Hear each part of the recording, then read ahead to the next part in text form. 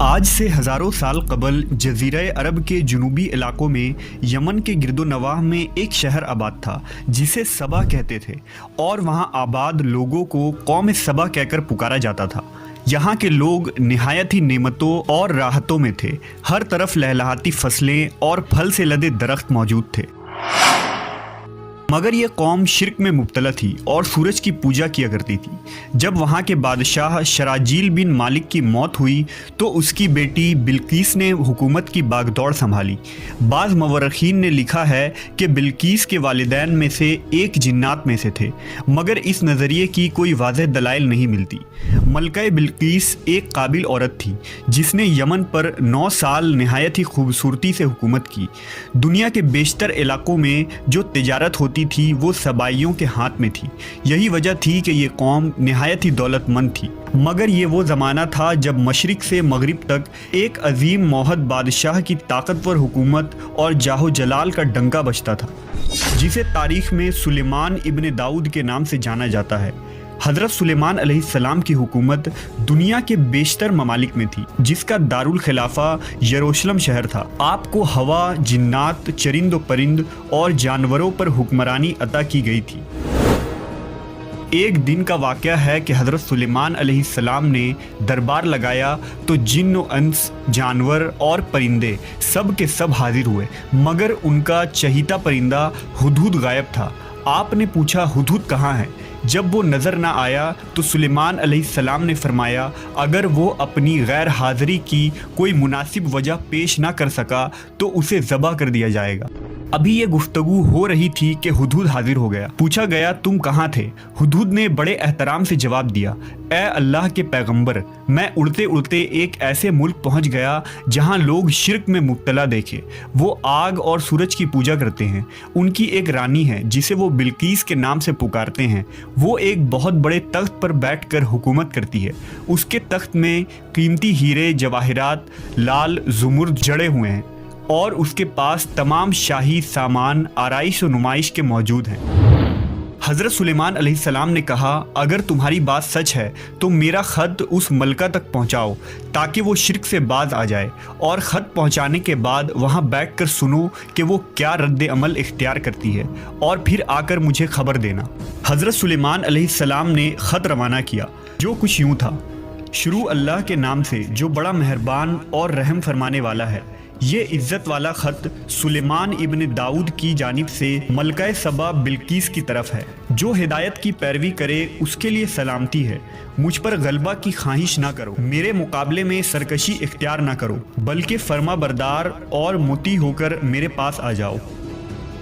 یہ خط دراصل ملکہ سبا اور اس کی قوم کی طرف دعوت اسلام تھی۔ ہدہد نے یہ خط لے جا کر ملکہ بلقیس کی گود میں گرا دیا۔ ملکہ کے دربار میں اس وقت 300 کے قریب سردار بیٹھے تھے۔ انہوں نے جب یہ خط پڑھا تو طیش میں آ گئے اور کہا کہ یہ ہماری توہین ہے، ہمیں اس کا سخت جواب دینا چاہیے۔ مگر ملکہ بہت سمجھدار تھی، اس نے انہیں سمجھایا کہ خط سے پتہ چل رہا ہے کہ یہ کوئی عام شخص نہیں، خدا کا کوئی پیغمبر ہے، لہٰذا ہمیں حکمت سے کام لینا چاہیے۔ اس نے کہا کہ میں حضرت سلیمان علیہ السلام کی طرف ایک تحفہ بھیجتی ہوں، اگر انہوں نے قبول کر لیا تو وہ بادشاہ ہے، میں اس سے جنگ کروں گی، لیکن اگر انہوں نے تحفہ قبول نہ کیا تو میں اس کی پیروی کروں گی کیونکہ وہ نبی ہیں۔ ہدہد یہ ساری گفتگو سن رہا تھا۔ اس نے آ کر حضرت سلیمان علیہ السلام کو ساری بات بتا دی۔ حضرت سلیمان علیہ السلام نے جنات کو حکم دیا کہ شہر میں داخل ہونے والے راستے پر سونے چاندی کی اینٹوں کا فرش بچھا دیا جائے۔ راستے کے دونوں جانب سونے کی عجیب الخلقت جانور کھڑے کر دیے جائیں۔ وزراء اور عمال سلطنت کی تمام کرسیوں کو سونے کا کر دیا جائے۔ دربار کو ہیرے جواہرات سے مزین کیا جائے۔ ادھر بلقیس نے حضرت سلیمان علیہ السلام کے لیے تحائف روانہ کیے، جن میں سونے کی اینٹیں، جواہرات، غلام، کنیزیں اور ملکہ کا ایک خط بھی تھا۔ जब ये तमाम तहाइफ लेकर कासिद हजरत सुलेमान अलैहिस्सलाम के दरबार में पहुंचे और उन्होंने ये सब देखा तो शर्मिंदा हुए। हजरत सुलेमान अलैहिस्सलाम ने मलका के कासिदों से कहा, क्या तुम लोग माल से मेरी मदद करना चाहते हो? मगर देख लो, जो कुछ अल्लाह ने मुझे दे रखा है वो उससे भी ज़्यादा है जो तुम्हें दिया है, लिहाजा तुम्हारा तोहफा तुम्हें मुबारक हो। अब तुम अपने तहाइफ के साथ वापस जाओ और अपनी मलका से कहना कि हमारा इंतज़ार करे, हम एक ज़बरदस्त लश्कर लेकर आएंगे। जब ये खबर मलका बिल्कीस को पहुंची तो वो समझ गई कि वाकई ये अल्लाह के नबी है, लिहाजा उसने जंग के बजाय हज़रत सुलेमान अलैहिस्सलाम के दरबार में हाजिर होकर अपनी इताअत का यकीन दिलाने का फ़ैसला किया। जब हज़रत सुलेमान अलैहिस्सलाम तक ये पैगाम पहुंचा तो आपने अपने दरबारियों से कहा, तुम में से कौन है जो उनके मुती होकर आने से पहले मलका का तख्त मेरे पास उठा लाए? एक देव हैकल जिन ने कहा, आपके दरबार को बर्खास्त करने से पहले मैं उसे ला सकता हूँ, मैं इस काम की पूरी कुव्वत रखता हूँ और अमानतदार भी हूँ। फिर एक और शख्स जिसके पास किताब का इल्म था, उसने कहा, मैं ये तख्त आपको आपके पलक झपकने से कबल ही ला दूंगा। फिर हज़रत सुलेमान अलैहिस्सलाम ने उस तख्त को अपने पास रखा हुआ देखा तो पुकार उठे, ये मेरे परवरदिगार का फजल है ताकि वो मुझे आजमाए कि मैं शुक्र करता हूँ या नाशुक्री, और जो शुक्र करता है तो उसका शुक्र उसके अपने ही लिए मुफीद है, और अगर कोई नाशुक्री करे तो मेरा परवरदिगार बेनियाज है और अपनी ज़ात में बुजुर्ग व बरतर है। मुफस्सरीन के मुताबिक वो शख्स हज़रत सुलेमान अलैहिस्सलाम का कोई दोस्त था जिसका नाम आसिफ इब्न बरखिया बताया जाता है, और बाज़ ने लिखा कि वो आपका खालाजाद भाई था। कहा जाता है कि उस तख्त की लंबाई 80 हाथ, अर्ज 40 हाथ और ऊंचाई 30 हाथ थी। उसमें मोती, सुर्ख, याकूत, सब ज़ुमुर जड़े हुए थे। हज़रत सुलेमान अलैहिस्सलाम ने उस तख्त में रद्द बदल कर दिया और उसे पहले से भी बेहतर बना दिया। जब मलका बिल्कीस हज़रत सुलेमान अलैहिस्सलाम के दरबार में हाजिर हुई तो आपने पूछा, क्या तुम्हारा तख्त भी इसी तरह का है? उसने कहा, ये तो गोया हू बहू वही है और हमें तो पहले ही मालूम हो गया था और हम फर्माबरदार हो चुके हैं।